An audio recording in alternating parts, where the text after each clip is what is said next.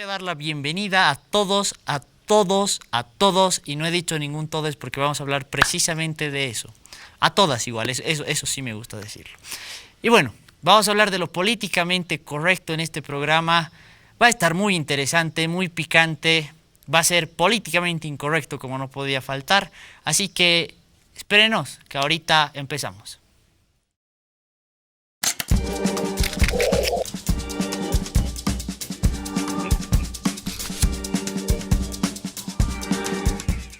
Hoy vamos a hablar de lo políticamente correcto. Y más que de lo políticamente correcto, de la corrección política y de los problemas que trae la corrección política, ¿no? Para eso hemos invitado a Juan Pablo Neri, un viejo conocido de esta casa, que, bueno, nos acompaña ya en su tercer programa aquí y que nos encanta tenerlo por los análisis complejos que realiza y también bastante provocativos, ¿no? Así que, Juan Pablo, un gusto tenerte aquí. Gracias, Sergio, otra vez por la invitación. Es un gusto estar de vuelta. Y bueno, no quiero abusar de mi compañía. Bueno, vamos a hablar de la corrección política, este fenómeno que ha cruzado todo el mundo y que ha ganado gran notoriedad, no solo en los países del sur, también en los países del norte, tanto de Occidente como del trato que también se tiene a los países de Oriente, no más que dentro de los países de Oriente. Así que vamos a empezar con un primer clip que es de la película de Cuarón, Roma, que ha sido la ganadora a Mejor Película Extranjera el año 2019 en los Oscars. Así que la vamos a ver aquí.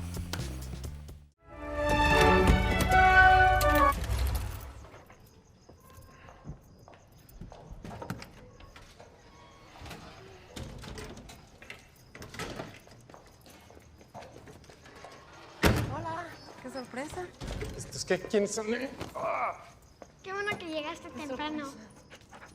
Los niños están arriba cenando en la tele. No, ¿porque era para el cilindro? Yo no vi ningún cilindro. No, que comer lo que voy a comprar. ¿Usted de dónde es? ¿De Carligües? ¡Ah, chóquela, paisano! Yo te gusta de Carligües. No me diga. Oiga, ¿nos manda a saludar, Chon? ¿Qué Chon? Una 10:30. Que operaron a mi hermano. ¿Qué? Fue la suprimida que tenía. Más 500.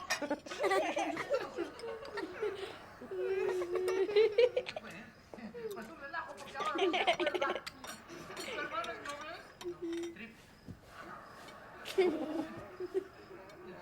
¿Y el mío conde? ¿Qué es conde? ¡No te saluda! ¿En qué se parece un dulce a un ratero? Me doy, ¿no? En que el dulce tiene celofán y al ratero se lo van a llevar a la cárcel. Oiga. Leo, ¿le traerías un tecito de manzanilla al señor? No, porque está conmigo. Ahorita vuelve. Apenas unos minutos. Ahorita vuelve. Se la llama Guanajuato. Nos invita a una ceremonia. ¿A dónde? Voy a poner la primera.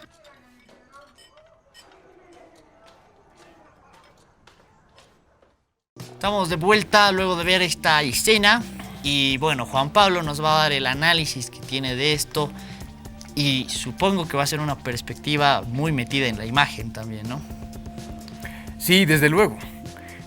Bueno, a mí me gustaría un poco como que recapitular mi participación en este programa, porque me parece que a lo largo de los 3 episodios en los que, bueno, este es el tercero en los que yo he estado, hemos hablado de 3 temas que están íntimamente relacionados. Uno es la cuestión de la explotación, la ideología y obviamente uno de los suplementos actuales del orden ideológico dominante, que es la corrección política, ¿no? Entonces, en este caso vamos a ver justamente cómo se manifiesta, cómo se ejerce, se aplica la ideología en la actualidad. Y me parece que esta es una película que es un ejemplo genial de esa cuestión, ¿no? Porque tiene todos los elementos de una película más bien crítica, diríamos, ¿no? De la desigualdad, qué sé yo, y ha sido muy celebrada por eso, ¿no? Cuando en realidad, para mí como para otras personas, afortunadamente, es una película que es bastante problemática, precisamente porque de alguna manera sanitiza una relación estructural de poder que según yo es la relación de poder más importante en la película, que es la relación laboral, la relación de clase entre la protagonista y la familia para la que trabaja. Ahora, efectivamente, tú hacías alusión a la cuestión de la imagen, y la primera vez que vi esta peli me hizo recuerdo a otra peli francesa que se llama La Haine o La Ira, que es una peli de culto de los años 90, que tiene que ver justamente con 3 jóvenes adolescentes, ¿sí?, que están en su día cotidiano, si tú quieres, un día después de un tremendo conflicto con la policía por la muerte de uno de sus vecinos, de otro joven, en manos de un policía, ¿no? Que es algo que ocurría mucho en los suburbios en Francia, cuando la policía iba y trataba con mucha brutalidad, sobre todo a jóvenes migrantes, ¿no?, de Algeria, de África, etc., ¿no? Y entonces, una de las digamos, de las decisiones del director para esa película fue utilizar el blanco y negro, ¿no? Como para que no se note la cuestión, por ejemplo, racial entre los personajes principales, ¿no?, que son los 3 amigos, digamos, que están en esa película. Es decir, para por lo menos que esté fuera de la ecuación esa cuestión, ¿no? Y probablemente, no sé, pero esa decisión fue similar en el caso de Cuarón. El problema es que acá, precisamente, lo problemático de esta película es justamente la sanitización, como te decía, de esta relación de poder, material, si tú quieres, entre la empleada doméstica y la familia, por una moraleja amorosa, ¿no? Al final todo se resuelve con, como diría la canción, el amor es más fuerte, digamos, ¿no? Y bueno, eso resuena con un montón de elementos de la ideología dominante actual, contemporánea, que tiene que ver con el disfrute, que tiene que ver con el amor, que tiene que ver con esto de estas diferencias que son estructurales, ¿no? Pueden realmente superarse simplemente con tolerancia, simplemente con amor. Exacto, ¿no? Y ese es, yo creo, el exceso justamente de la corrección política como suplemento de la ideología dominante en el presente, ¿no? Esta idea de la manera en cómo abordamos o cómo tratamos al otro resuelve otras cuestiones que son de orden estructural, de orden material, ¿no? Y por eso precisamente uno de los aspectos, digamos, de la corrección política es que pretende resolver cuestiones materiales a través de estrategias culturales. Por ejemplo, el lenguaje, ¿no? Entonces ya no vamos a decir empleada, digamos, ¿no? Vamos a decir trabajadora del hogar, que ha sido una lucha acá, por ejemplo, ¿no? Para mí problemática, en el sentido de uno de los problemas con la corrección política cuando se refiere a, por ejemplo, relaciones materiales de explotación, de desigualdad, etc. ¿Cómo le voy a hacer la revolución al que me pregunta cómo está todo en casa, al que me dice cómo están las cosas con mi mujer, con mis amigos? O sea, ¿cómo le voy a hacer la revolución a él? Que yendo más al fondo es, ¿cómo voy a yo poder subvertir o iniciar, digamos, una subversión de las condiciones desfavorables en las que me encuentro si no me incomodan, ¿no? Y precisamente lo que hace la corrección política a través de eufemismo, trabajadora del hogar, trabajadora sexual, en vez de decir empleada, en vez de decir prostituta, etc., es precisamente que son eufemismos que hacen que no te incomodes con la situación en la que estás. En realidad deberías incomodarte con la situación en la que estás y con todo lo que eso significa, sobre todo en términos materiales, de tu experiencia de vida, etcétera, ¿no? Y que no cambian, creo, las verdaderas condiciones de vida de la gente, ¿no? Porque eso es algo que me parece importante que estás tocando. A veces pienso de que la corrección política es un movimiento igual de clase media alta, porque los de abajo nunca dicen no quiero que me digas así, quiero que me digas asá, ¿no? O sea, rara vez, generalmente es otros quienes toman la voz y dicen a ellos no les gusta que les digan así, ¿no? Exacto. Probablemente que no les han preguntado. Y que muchas veces se queda en este plano superficial. Se me ocurren mucho las películas, ¿no? O sea, antes las películas estaban repletas de protagonistas varones, ¿no? Y ahora hay protagonistas mujeres, ¿no? Capitana Marvel, la Mujer Maravilla, Harley Quinn, etcétera, etcétera, etcétera. Y es como, ya está corregido el problema de la desigualdad de la mujer, ¿no? Que muchas veces es, por ejemplo, el no reconocimiento del trabajo del hogar, ¿no? Y que tiene que ver con cuestiones estructurales, como que tú dices, pero que queda como de plano lejano, atrás, digamos, porque ya lo hemos solucionado, porque hemos hecho una película donde una mujer es la protagonista y salva al mundo, ¿no? Entonces, me parece también de que muchas veces, como tú dices, todo está conectado, el tramo ideológico, digamos, del entretenimiento toma también, ¿no? Esto, se vamos a poner más mujer, más diversidad sexual, y hace películas francamente malas, ¿no? Y uno las critica y lo primero es la corrección política. Le estás criticando porque es una mujer la protagonista, o porque es negro el tipo, o porque es esto. El debate que ha habido cuando la Sirenita ha sido negra, el debate que ha habido también con a Capitana Marvel, que no les agradaba a las personas, que son críticas muchas veces válidas, que es que nunca sonríe. Ya, pero Bruce Wayne tampoco, y lo amamos. Y otras que sí tenían que ver mucho más de fondo, ¿no? Y a mí me gustaba una crítica que leía, y era: la Capitana Marvel puede salvar el mundo, pero es tan egoísta que prefiere no hacer nada, que prefiere a los Vengadores que salven al mundo mientras yo me voy a otra galaxia y que se caguen, ¿no? Que ahí era mucho más una crítica de fondo, ¿no? De decir, pero esta persona tiene el poder para corregir cosas y no lo quiere hacer, ¿no? Y ahí es una crítica que yo creo que no se arregla, digamos, simplemente decir, si fueras hombre lo estarías aplaudiendo, ¿no? Como han querido hacer otras personas. Claro. Bueno, a mí me gustaría enfatizar justamente en esta cuestión de cómo la celebración de la diferencia en todos los ámbitos, ¿no? Identidad cultural, identidad de género, etcétera, sirve para postergar el debate sobre las cuestiones de orden estructural material, desigualdad, explotación, relaciones de clase, y cómo eso además, como vimos en el episodio sobre explotación, se ha complejizado mucho más, ¿no? Ahora estamos en una situación en la que ni siquiera podemos nombrar nuestra precariedad conceptualmente de una manera muy clara, digamos, ¿no? Y desde luego, como en el episodio anterior hablamos de cómo la construcción de una ideología dominante también consiste en tomar elementos de las aspiraciones genuinas de las clases subalternas y transformarlas en elementos que forman parte del edificio ideológico, ¿no? Entonces ahí tienes justamente la cuestión de las luchas feministas también y cómo son apropiadas por el establishment. Lo mismo sucede con la lucha de las poblaciones negras, por ejemplo, ¿no?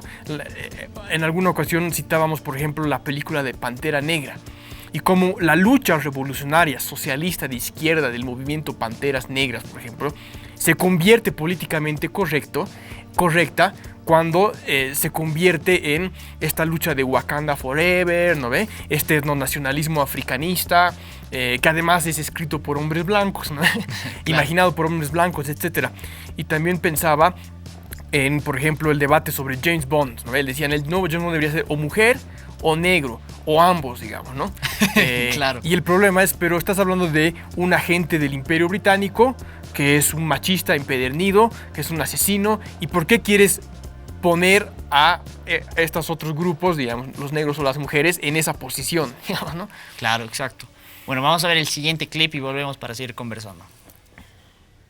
De la situación, de lo que se vive día a día, y hay algunas cosas que te inquietan, algunas cosas que... Bueno, a mí que haya pobreza me molesta, sobre todo estéticamente, porque a un pobre no le molesta tanto. ¿Cómo estéticamente? Al pobre le molesta ser Bueno, el pobre. pobre está muy acostumbrado a la miseria, está, yo diría, entrenado, ¿no?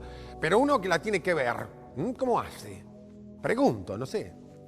Qué triste que algunos vivan en lugares precarios y desprolijos. Porque los que viven allí sufren.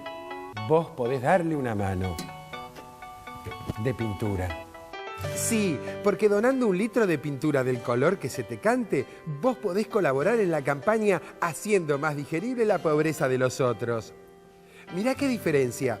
Sigue con goteras, sin luz y sin cloacas, pero ahora es más colorida y menos dañina a la vista de los que no viven allí. Acordate que con un poco de color, la miseria se hace pintoresca. ¿Cómo pintoresca? La pobreza existe igual, esto no es serio. No, disculpame. No. El problema no es que la pobreza y ellos existan. El problema es que yo me entere de que existan. Son dos cosas diferentes. Hay que verlo. No, ¿para qué? ¿Por qué? Ya están mal ellos viviendo miserablemente. ¿Querés que esté yo mal por tener que verlos? Bueno, pero es la realidad. Porque, por favor, si mi vida está bien, no me hagas ver la realidad. La realidad siempre va a ser mucho más fea que mi vida. Y eso lo sabemos todos. Bueno, estamos de vuelta con el programa. Estábamos viendo el sketch de Mickey Vainilla, hacer digerible la pobreza. Yo lo he escogido porque, bueno, va mucho con lo que estábamos conversando hace un rato, que es el maquillar, ¿no? El maquillar las cosas para que se vean mejor cuando la violencia sigue, digamos. O sea, la violencia estructural que sufren las personas sigue, pero va a estar bonita porque en lugar de estar así llena de adobe o de ladrillo, va a estar llena de color, ¿verdad? Como un barrio que existe acá en la ciudad, que se ha hecho mucho holgorio también por eso, ¿no?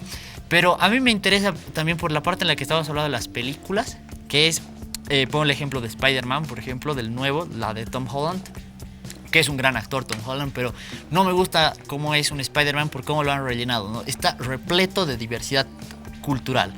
Que hay negros, que hay chinos, que hay de la India, que hay de todo.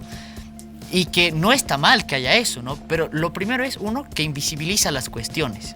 ¿Por qué? Porque yo me pregunto, o sea, yo veo eso y digo, en Estados Unidos todos se llevan bien con todos, o sea, realmente vas al colegio y eres amigo del indio, del pobre, del rico, del blanco, del negro y de todos, ¿no? Cuando en realidad eso no ocurre y lo que ellos hacen es maquillarlo para que parezca que eso está ocurriendo y no pasa realmente. Y al final terminan haciendo películas muy malas, ¿no? Porque no te crees que Flash es un tipo de 1,60, que no es musculoso, que es flaco y que sea instagramer, creo, ¿no? No es un bravucón. Entonces termina siendo una narrativa un poco falsa. Y por otro lado, también creo que son un poco dañinos este acto de maquillar, que lo quiero tomar no tanto con el sketch, que es muy bueno, pero también en el acto más abstracto de maquillar. Por ejemplo, varias películas de Disney, de la época, digamos, feudalista, donde ponen de caballero a negros. O sea, los caballeros son negros. Y eso para mí es un daño a las generaciones futuras que van a pensar que nunca ha habido racismo, que nunca ha habido discriminación y que desde la antigüedad, desde el año 500, había caballeros negros, digamos, ¿no? Cuando en realidad, hasta el día de hoy, son opresiones estructurales que estas personas sufren, ¿no? Exacto. Bueno, a mí me parece interesante un concepto que tocaste, que es el de violencia estructural, ¿no? Violencia estructural se refiere justamente a todas las estructuras económicas y políticas que mantienen determinados grupos de la población en condiciones muy desfavorables.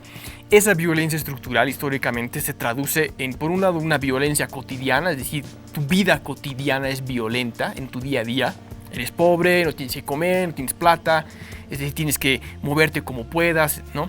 Experiencias que son a veces muy difíciles de imaginar, pero que son la experiencia de la mayoría, ¿no? Y también otra violencia que deriva de la violencia estructural es la violencia simbólica, que tiene que ver justamente con toda esta construcción de discursos, de significantes, si tú quieres, que lo que hacen es oprimir a estos sujetos, ¿no? El racismo, etc. Ahora, el problema con la corrección política es precisamente que se planteó inicialmente como una solución a esta violencia simbólica. Pero, como te decía, no puedes resolver la violencia simbólica si no resuelves la violencia estructural, porque las dos están totalmente interrelacionadas, ¿no? Entonces, violencia simbólica, la corrección política es una nueva forma de violencia simbólica. De hecho, mucho más violenta porque da la impresión de que, como tú decías, hay una nueva fraternidad, se han resuelto los problemas de la diferencia, todos son aceptados, etcétera, ¿no? Cuando en realidad el discurso condescendiente con el otro es mucho más violento que una honestidad brutal, si tú quieres, ¿no? Y eso es justamente lo que decíamos también antes con respecto al problema de los eufemismos, el uso de eufemismos como parte del discurso políticamente correcto, ¿no? El problema es que hacen que sea más difícil identificar una situación de violencia estructural. Entonces ya no dices empleada, dices trabajadora del hogar, digamos. Ya no dices negro, dices afroamericano, por ejemplo, ¿no? Ya no dices indígena, dices nativo americano, en el caso de los Estados Unidos. Acá, por ejemplo, ya no dices indio, aunque los indianistas van a reivindicar el significante de indio, pero también eso puede ser problemático. Más adelante podemos hablar de esta reafirmación de identidades, digamos, ¿no? Cuando el problema no es la cuestión de identidad, sino, como decíamos, esta cuestión de el orden de violencia estructural que antecede a este discurso políticamente correcto y que de alguna manera hace que este discurso políticamente correcto sea mucho más violento que el racismo a secas. Claro, lo ¿no? camufla, ¿no? Exacto. En el clip que habíamos visto me gusta la parte en la que dice: deberíamos hacer como estas vallas que dividen, digamos, la propiedad privada de los condominios, no de la ciudad, pero para los pobres. Así sabes que estás por entrar a un lugar peligroso, dice, ¿no?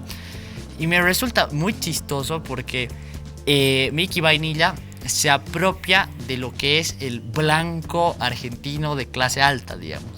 Entonces hace una sátira que es muy entendida, pero también me gusta porque, por otro lado, plantea un problema, ¿no?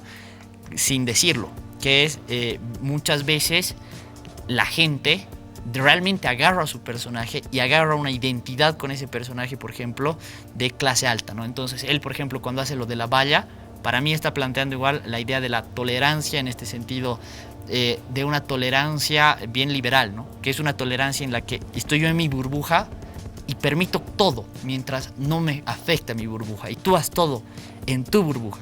En el momento en el que tu burbuja afecta los intereses de mi burbuja, ahí ya tengo un conflicto contigo, ¿verdad? Y es como mantener esa distancia.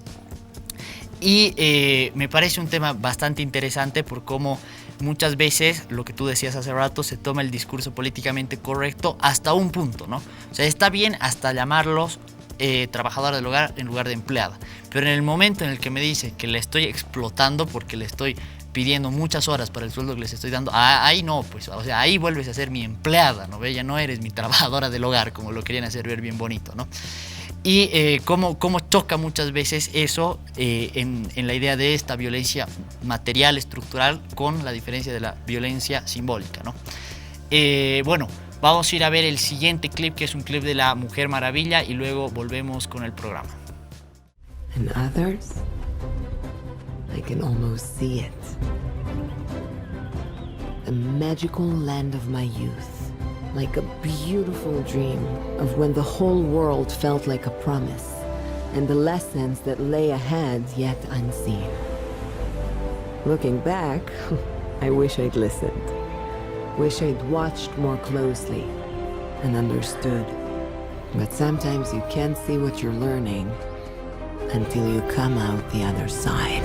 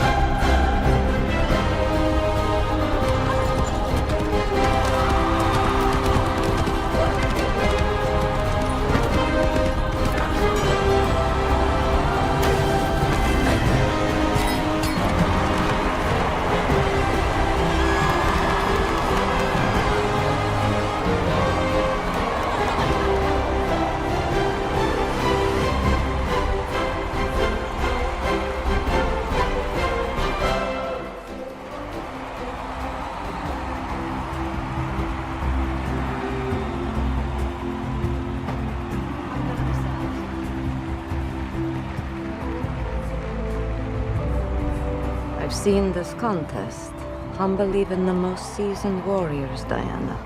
I can do it. Just do your best.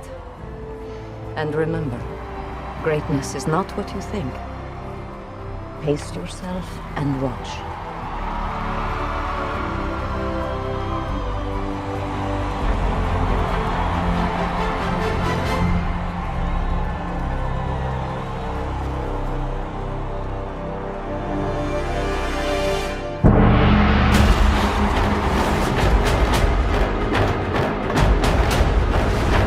Your time will come, Diana. You will become all that you dream of and more. And everything will be different.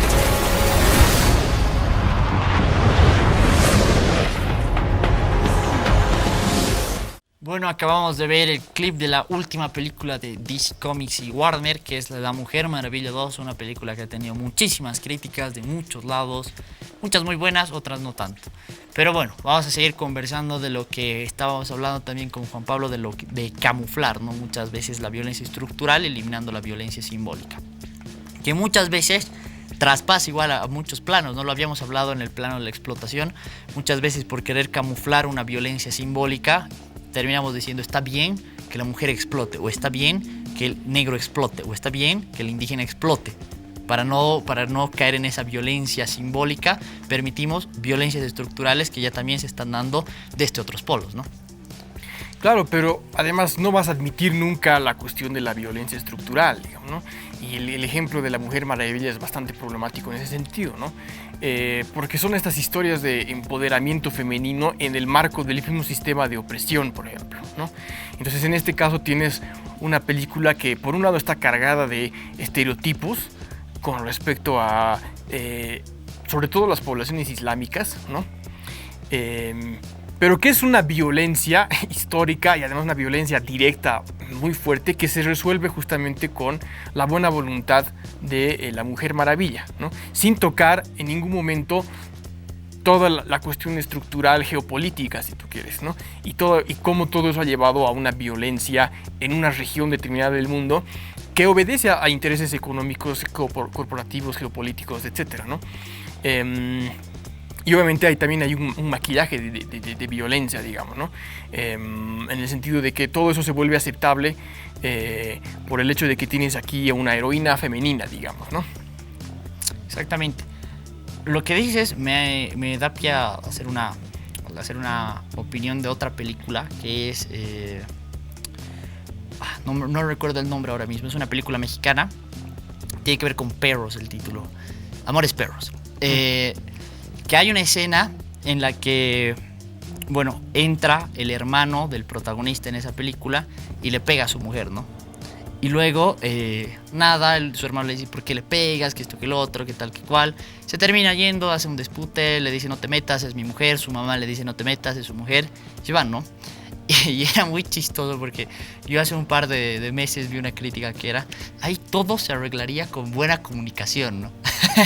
Si hablarían de sus problemas, se eliminarían y el tipo trataría bien a su esposa y no se habría peleado con su hermano más y esto y el otro. Cuando en realidad, y no es en afán de justificar la violencia, ¿no? Pero a veces olvidamos que estas personas, que en la gran mayoría son personas precarizadas o personas de estratos sociales bajos, sufren otro tipo de violencia, ¿no? Igual, estructural, que lo sienten, que es explotación, precarización, que es que les hablen como sus mulas, digamos, muchas veces, que los traten como sus mulas, y terminan en esto de ir a su casa y ser en esa casa, tener tú el poder de ser el jefe, ¿no? O sea, en todo el mundo eres un lacayo, pero en tu casa eres el jefe, ¿no? Y ahí hay una violencia que muchas lo quieren maquillar, digamos, con una comunicación, cuando en realidad es, ok, el tipo es violento, pero es violento porque per se el hombre es violento, o porque per se él es violento, o porque vive en un sistema violento estructuralmente que lo condiciona a él igual querer replicar esa violencia en el único espacio en el que tiene poder, ¿no? Claro. Y eso tiene que ver con algo que hemos hablado en el programa sobre ideología también, ¿no? Es decir, la corrección política es un fenómeno ideológico, ¿no? Y como hemos estado insistiendo, tiene que ver con encubrir la cuestión estructural de la desigualdad a través de una celebración de la diferencia. Pero esa diferencia tiene que cumplir ciertos estándares, digamos. Tiene que estar sanitizada, si tú quieres, ¿no? De lo contrario es problemática, etc. Y entonces tiene que ver justamente con maquillar la pobreza, ¿no? Y este maquillaje de la pobreza no solamente tiene que ver con pintar los barrios de los pobres para que la ciudad no se vea tan como una favela, sino justamente toda esta ampliación del uso del lenguaje, este lenguaje que es más inclusivo, ¿no ve? Porque utiliza eufemismos que ya no dan cuenta de esta realidad de violencia. Por ejemplo, yo te voy a contar una anécdota. Cuando yo estaba estudiando la maestría en México, estaba en un congreso sobre pueblos indígenas, ¿no? Donde la mayoría de los participantes eran académicos canadienses de tercera edad, ¿ya? También había gente joven, pero bueno, había una mesa que era de estudiantes de una carrera de una universidad privada que se llama la Universidad de las Américas. Entonces ya te imaginas, ¿no? Todo el modelo gringo, etcétera, ¿no? Y tenían una carrera que se llama Estudios Multiculturales, ¿ya? Y bueno, todos eran chicos de clase alta mexicana. Y habían... Los bobos. Claro. Y no, más que bobos, eran propiamente esta élite, digamos, de country club, etcétera. Claro, pero la lógica del bobo es más o menos así, ¿no? O sea, valores progresistas, digamos, en una lógica de consumo capitalista. Exacto, y entonces su mesa tenía que ver con una iniciativa que habían llevado a cabo, que tenía, digamos, como una especie de carácter caritativo, de ayudar a los migrantes de Centroamérica que estaban cruzando el país para llegar a Estados Unidos, a tener un refugio y a tener asistencia legal, digamos, pero para determinados temas, sobre todo con respecto a ejercicio de derechos fundamentales y demás. Hasta ahí todo bien, ¿no? El punto es que este acompañamiento era obviamente muy limitado porque son miles de migrantes, ¿no? Y solamente los que podían entrar en el refugio tenían este tratamiento, etcétera, ¿no? Y entonces una de las cuestiones que señalaba uno de los expositores, que era el líder, creo, del grupo, es, bueno, uno de los aspectos que nosotros tratamos de llevar a cabo es no decirles que son pobres, ¿no? Entonces el denominativo pobre lo hemos eliminado completamente de nuestro vocabulario porque hiere su sensibilidad, ¿no? Y ahí está justamente el ejemplo absoluto de cómo funciona el lenguaje políticamente correcto, ¿no? Yo me acuerdo que para provocarlo intervine y le dije, bueno, pero es que si no nombras la pobreza, no estás nombrando el problema real que hace que existan estos migrantes en primer lugar y que tengan que pasar por todas las penurias por las que pasan para atravesar todo el país para llegar a Estados Unidos, ¿no? Pero bueno, ellos siguen insistiendo en que no, la palabra está mal, ¿no? Entonces te das cuenta, una cuestión estructural se resuelve por una cuestión cultural lingüística, ¿no? Claro. Y lo mejor de todo es que en el grupo de la audiencia había un chico guatemalteco que estaba vendiendo artesanías en el Congreso, ¿no? Todo mal ahí porque obviamente se contrataron un guatemalteco para que se disfrace de indígena y venda artesanías para un Congreso de pueblos indígenas, ¿no? Pero bueno, él estaba escuchando eso y levantó la mano y dijo, bueno, yo no tengo ningún problema con que me digan que soy pobre porque soy pobre. Y si yo no vendo mínimo 100 pesos mexicanos, que son como 45 bolivianos, en artesanías el día de hoy, no tengo dónde dormir, ¿no? Entonces, obviamente, ese comentario fue lapidario para los chicos de la universidad que estaban escuchando, que estaban exponiendo, porque, claro, todo su discurso se desvino abajo, ¿no? En ese sentido, los mismos sujetos pueden ser muy conscientes, digamos, del problema con estos eufemismos, aunque muchas veces también los asumen, digamos, ¿no? Pero él estaba muy consciente de su experiencia y de lo problemático que era eso, digamos, ¿no?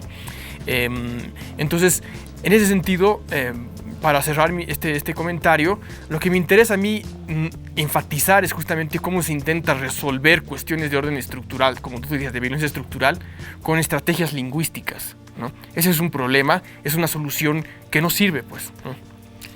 Exacto.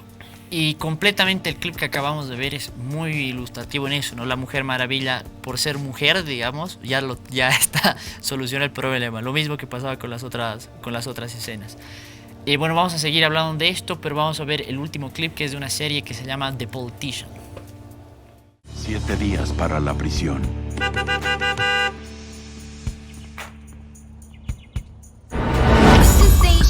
And they ain't saying nothing. 100 motherfuckers can't tell me nothing. I bees in the trap, bees in the trap.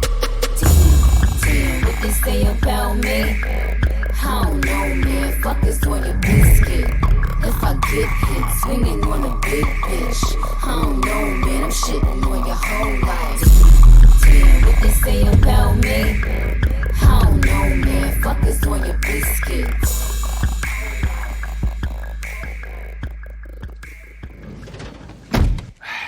Lindo auto. ¿Qué estás haciendo? ¿De qué estás disfrazado? De Lil Wayne, es lo que usó en su última pasarela. Ah, Lil Wayne. Me dijiste que tenía que tratar de embonar, entonces no dormí en toda la noche estudiando tu cultura. Perdón, ¿mi qué? Y a aquellos que dicen que el jazz es el único arte originario del país, yo les digo que escuchen un poco de Jay-Z, mi amigo. Oh, olvidé la ginebra y el jugo. Vuelvo a la casa. Yeah, I'm paranoid, I'm tripping. I've been smoking and sipping. I'm f***ing around with two bitches, but I never made them my missus. Ya basta. No trato de apropiarme de tu cultura. Qué bueno, le diré a los otros. Solo digo que el hip hop es una subcultura muy sofisticada y multifacética que le habla a diferentes tipos de personas. La música, la moda, la actitud, los pleitos. Mientras más leía, más escuchaba y más me sentía conectado a su rico tapiz cultural. Qué gusto me da. ¿Podemos terminar con esta conversación? Y no bailes. Creo que ya sé quién mató a Tupac. Volvemos a la cuarta pared. Acabamos de ver The Politician, que es una sátira política muy buena. Seguimos en esto del discurso y el lenguaje, de alguna manera. A ver, siguiendo un poco con la línea que hemos visto, por ejemplo, La Mujer Maravilla y ahora esto, me parece muy chistoso, porque acá en este clip toca, por ejemplo, la apropiación cultural, ¿no? Pero volviendo un poco también al clip anterior, con lo que tú decías del lenguaje, ¿no? De cómo se quiere dar más pluralidad, ¿no? En lugar de decir todo, se dice todes, ¿no veo? En lugar de decir, no sé, electricista se dice, en lugar de decir electricista se dice electricisto más, y a los de mujer igual se los vuelve masculinos, y etcétera, etcétera, ¿no ves? O se les da el género neutro, ¿no? Y son bien problemáticos igual porque no crean, por ejemplo, más empleo para esa ocupación que le están queriendo dar un género femenino, ¿no? O sea, no hay más empleo para médicos, por mucho que digas médicas, ¿no? Sigue siendo el gran porcentaje de médicos varones y hay más enfermeras, por ejemplo, mujeres, ¿verdad? Que hay una división también de uno, el trabajo de los cuidados, por ejemplo, a la mujer, y el otro, el tema un poco más técnico al varón, ¿no? Pero que no se resuelve con simplemente andar cambiando vocales por ahí. Y en este clip que pusimos de The Politician, lo interesante me parece la reacción, ¿no? El chico se ve interpelado por la señora que le dice: voy a subir esta foto tuya vestido de indio, digamos. Y le dice: ¿qué cosa tienes con los indios para ya vestirte 2 veces de indio? Y él explota y le dice: ¿acaso no puedo admirar a un indio? ¿Por qué no puedo vestirme de un indio, digamos? O sea, yo quiero que en sí yo creo que está formulando, yo quiero que ellos se puedan vestir de terno si quieren, y yo me pueda vestir también de indio si me da la gana, ¿no? Porque si no, igual habría un problema. Creo que es Spivak la que señala que muchas veces las clases altas adoptan la forma en la que pretenden como que darle glamour a lo precario, ¿no? Ponerse ahí un aguayito, o ponerse cositas así, ¿no? Pero en este caso yo veo, o tal vez lo estoy malinterpretando mal, que él entiende que él puede vestirse así, en tanto que ellos igual quieren que se vistan como quieran, digamos, y quieren que se pongan terno y que no estén marginalizados a usar ese tipo de vestimenta, ¿no? O sea, que no sea el indio plumas, digamos. Y si no es plumas, deja de ser indio, digamos. Yo entiendo perfectamente, ¿no?, ese argumento, en el sentido de que obviamente no vamos a caer en la postura naif de negar que existe relaciones de poder, racismo, etcétera, ¿no? Y de hecho todavía existe este otro discurso de violencia simbólica, de discriminación directa, ¿no? Pero ahí voy a retomar una tesis de Zizek nuevamente, ¿no?, sobre cómo en realidad la corrección política impide tener una relación de horizontalidad con el otro, digamos, ¿no? Y lo mantiene como otro precisamente porque estás salvaguardando su identidad, su cultura, y para que tu relación sea funcional no debería dejar de ser eso, ¿verdad? Entonces, en el caso, por ejemplo, de la relación con el otro en la comunidad rural, etcétera, ¿no? Las relaciones de mayor horizontalidad generalmente son las relaciones que son más políticamente incorrectas. Solamente puedes establecer una relación de horizontalidad con otra persona a partir del momento en que te puedes reír de él, puedes hacer una broma obscena sobre él y él puede hacer lo mismo contigo. Entonces ahí realmente estás en una situación de horizontalidad, ¿no? En cambio, cuando estás cuidándote de no herir su sensibilidad y demás, estás siendo excesivamente violento con el otro. Condescendiente. Exacto. Porque es alguien a quien puedes dañar y demás. Y a mí me tocó vivir eso mucho, por ejemplo, en una estancia corta que tuve en Canadá, porque ese es el país que se ha inventado, creo, la corrección política, ¿no? Y entonces todo el mundo está siempre cuidando con no dañar la sensibilidad cultural de alguna u otra persona, etcétera.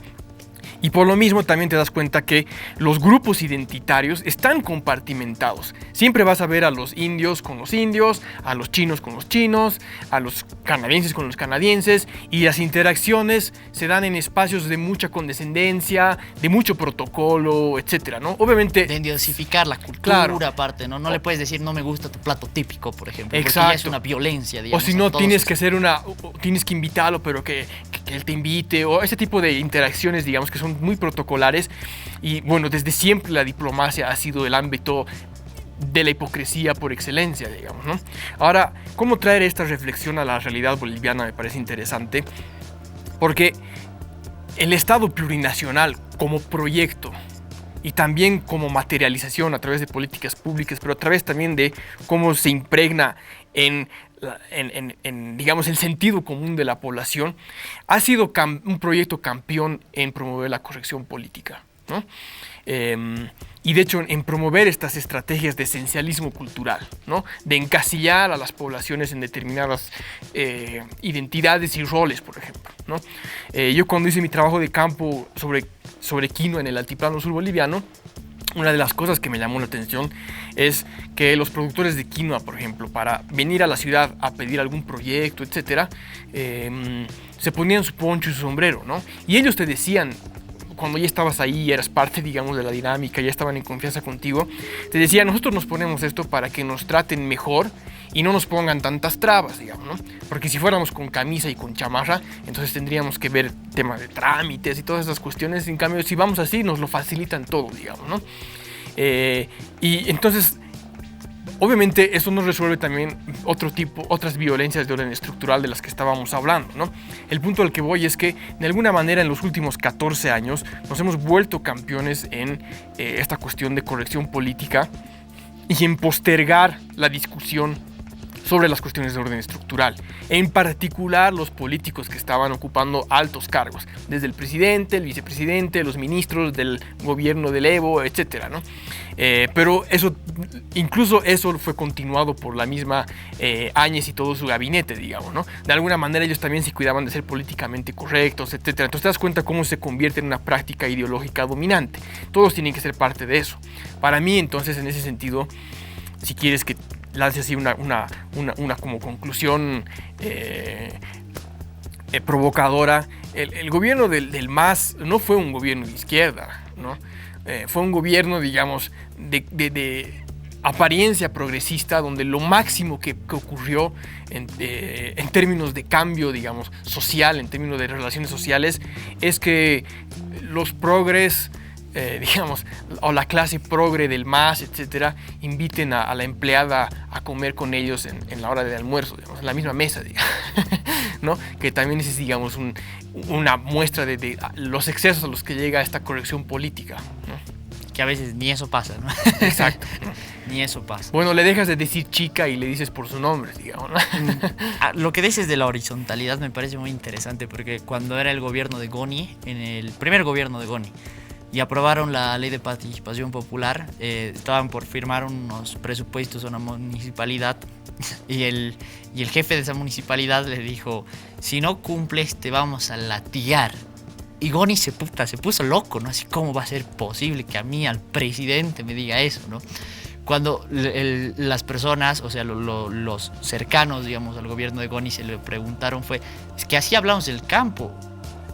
Alguien que postula ser como el jefe de la comunidad y no cumple, se lo latiga, digamos. Entonces le estoy hablando como a mi par, porque él es jefe del país, yo soy jefe de mi comunidad.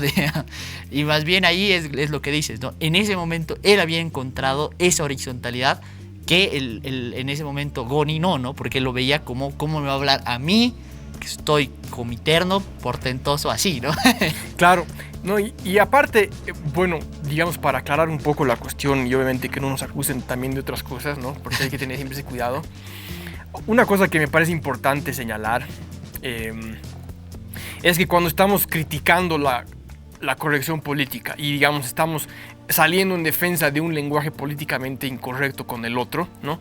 No es reaccionario. No es claro, de esa manera porque hay dos críticas de la corrección política, ¿no? Por un lado está esta crítica de la corrección política que hemos venido planteando a lo largo de este programa, que vendría a ser más desde una posición de izquierda materialista, dialéctica, si tú quieres, ¿no? Y por otro lado está toda esta crítica de la corrección política que más bien es súper reaccionaria, conservadora, ¿no?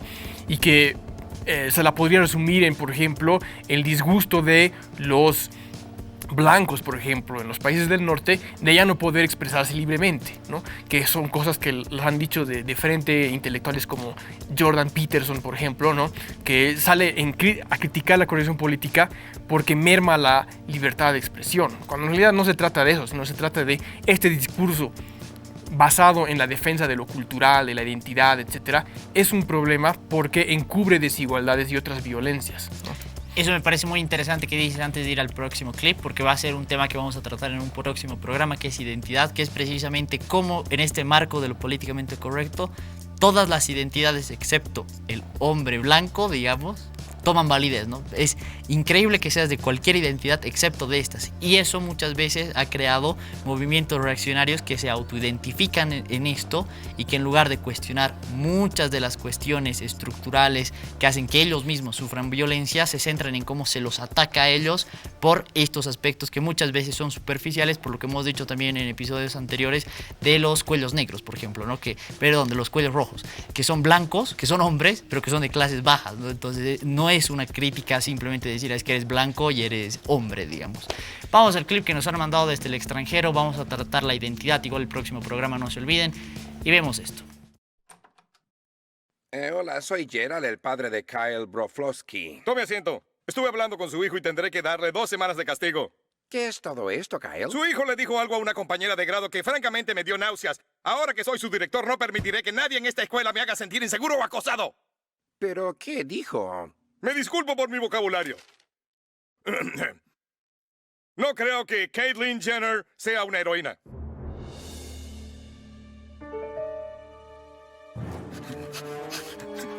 Esta clase de discurso de odio transfóbico y fanático no se oirá aquí, hermano. Pensé que todos acordamos que Caitlyn Jenner es una mujer increíble y hermosa con una valentía exquisita como una mariposa que vuela contra el viento y luego esta gente dice estas mierdas. Director per se, estoy seguro de que Kyle se refería a Bruce Jenner como persona y no intentaba decir nada en contra de que él... ¿Algún problema, hermano? No. Porque no es un maldito Bruce Jenner, es Caitlyn y es una hermosa e imponente mujer. ¿O será que usted es el que le enseña a denotar al género femenino, eh? ¿Qué pasa? ¿Qué mierda te pasa, hermano? Mire, quizás deberíamos... ¡Vete a la mierda de aquí, hermano! ¡Ah! Cervecería. Digo, ¿quién rayos se cree que es este tipo? ¿Un universitario que viene a decirnos que nos manejamos de modo arcaico? Sí, y no puede fastidiar a nuestros hijos. Kyle ya tiene 2 semanas de castigo. ¿Por qué? Solo porque dijo algo acerca de Caitlyn Jenner. Oh, Caitlyn Jenner es una heroína. Es imponente y valiente. Imponentemente. Es absolutamente hermosa y una inspiración. Sí, así es. ¿De qué rayos están hablando? Ten cuidado, Gerald. Este es un bar universitario. ¿Alguien tiene un problema con Caitlyn Jenner? No, porque es una mujer imponente y hermosa. Y si quieren decirle algo más, estoy listo para usar los puños. No, estamos de acuerdo con eso. ¿Eso? ¿Alguien se refirió a Caitlyn Jenner como eso? Soy PC, me iré a los puños. Genial, ¿eres PC? Sí, he estado en Arizona. Bravo, soy PC de UMass. Ven aquí, hermano. Genial. ¿Entonces tenemos un puto problema? No. Caitlyn Jenner es la mujer más valiente de América. ¿Alguien aquí dijo América como modo de alienar y degradar a la gente latinoamericana y de Sudamérica? Genial, ¿eres PC? Sí, de Chino Hills. ¿Creen que los venezolanos no son americanos? ¿Sí? ¿Se están burlando de mí? ¡Hey! ¿Cuál es el problema aquí, caballeros? ¿Quién rayos eres tú? Soy el director PC. Genial, somos PC también. No digas, ¿hay más hermanos PC? Sí, hermano, estoy de Ohio. Bien, soy de A&M. No tenía idea de que había individuos con el mismo pensamiento en este pueblo que defienden las minorías sociales. Deberíamos juntarnos. Claro que deberíamos. Deberíamos tener una casa para juntar nuestras visiones tolerantes. ¡Vamos a hacerlo! ¡Claro! Hola a todos, ¿qué tal? Un cálido saludo desde México y bueno, vamos al asunto en cuestión. Yo les acabo de mostrar un clip de la aclamada serie de televisión South Park. Es de la temporada 19, donde aparece un personaje que es el director políticamente correcto, el nuevo director de la escuela en South Park, que es una caricatura, es una sátira, una ridiculización de varias demandas de justicia social. Y es un muy buen ejemplo, lo que acabamos de ver, para hablar de 3 puntos sobre la corrección política que tendríamos que tener en mente cuando discutimos el tema. En primer lugar, tendríamos que entender que la corrección política, el mismo concepto ya es una caricatura y ya es una representación errónea, pero vamos primero por el asunto de la caricatura.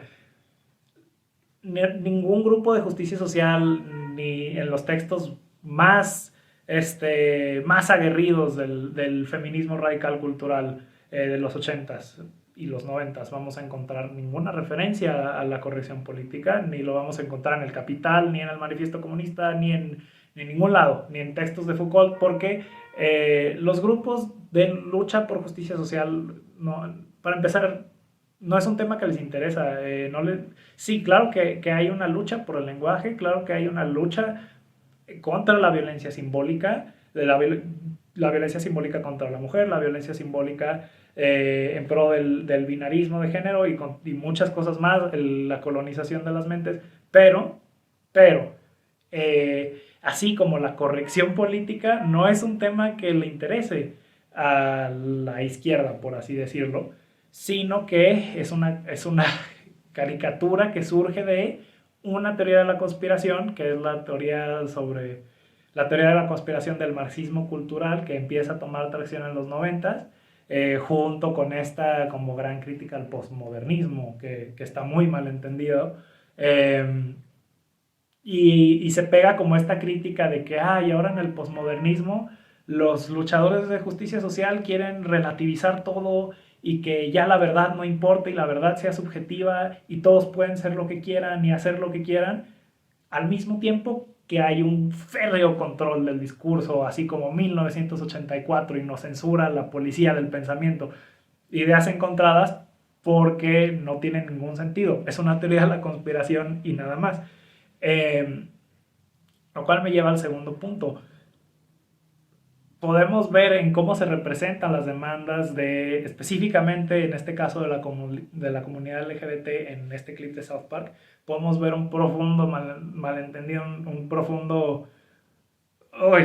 entendimiento muy superficial y muy erróneo, que como este asunto de que si no decimos que Caitlyn Jenner es una heroína, somos transfóbicos, cosa que es una ridiculez.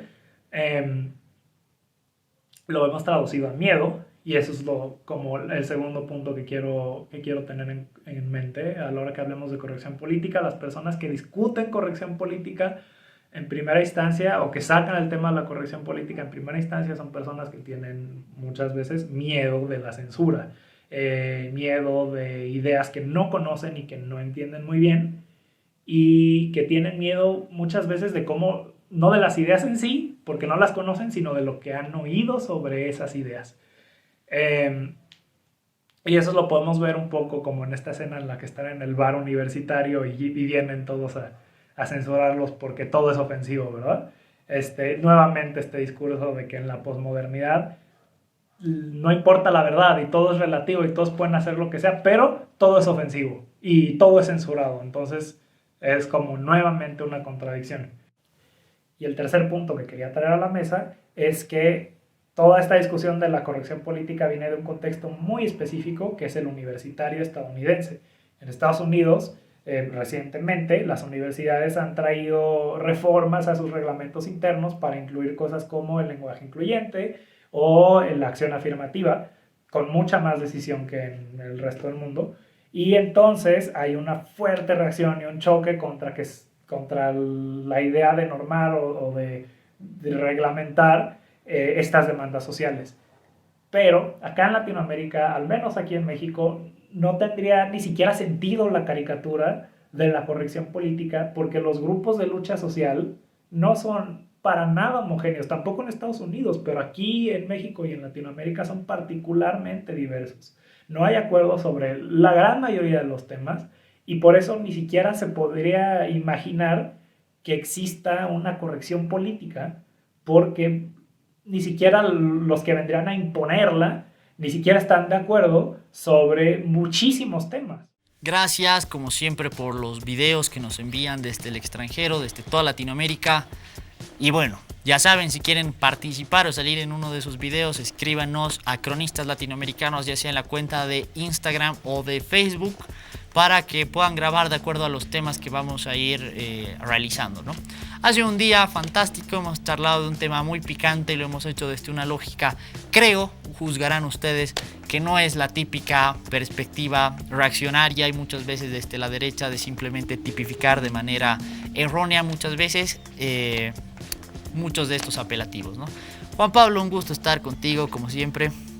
Gracias nuevamente, Sergio, por la invitación y por darme la chance de explayarme sobre estos temitas, ¿no? Y como tú decías, espero que hayamos causado la impresión correcta, ¿no?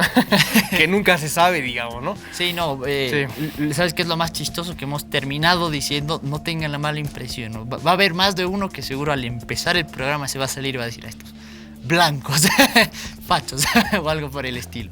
Pero bueno, esperemos que no sea así, que hayas gozado el programa.